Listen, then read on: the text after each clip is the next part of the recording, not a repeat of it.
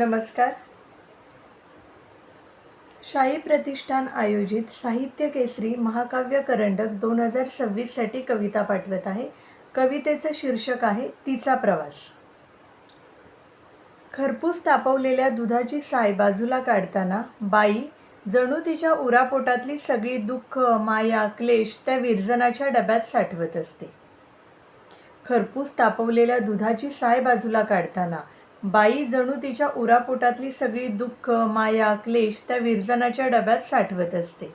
डबा भरत जातो दिवसेंदिवस शिगोशिक, आठवून आठवून दाट झालेल्या साईने.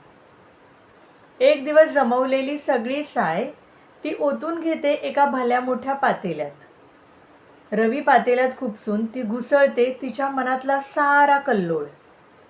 घुसळतच राहते, मन शांत होत नाही तोवर.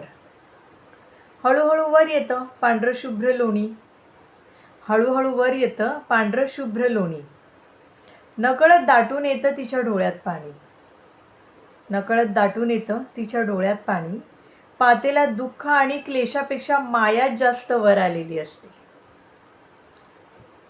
पातेल्यात दुःख आणि क्लेशापेक्षा मायाच जास्त वर आलेली असते. लोण्याचा गोळा अलगद बाजूला काढून घेऊन ती गॅसवर चढवते एक छोटंसं पातेलं. बारीक गॅसवर लोणी कढवताना कढवते तिच्या मनातला द्वेष आणि राग. बारीक गॅसवर लोणी कढवताना कढवते ती तिच्या मनातला द्वेष आणि राग. सारी किलमिश तळाशी राहतात. वर आलेल्या पिवळसर साजूक तुपावर ती पेरते सुगंधी वेलची पूड. टिकून राहावं तिचं संसारात कसब म्हणून. वर आलेल्या पिवळसर साजूक तुपावर ती पेरते सुगंधी वेलची पूड, कारण टिकून राहावं संसारात तिचं कसब म्हणून.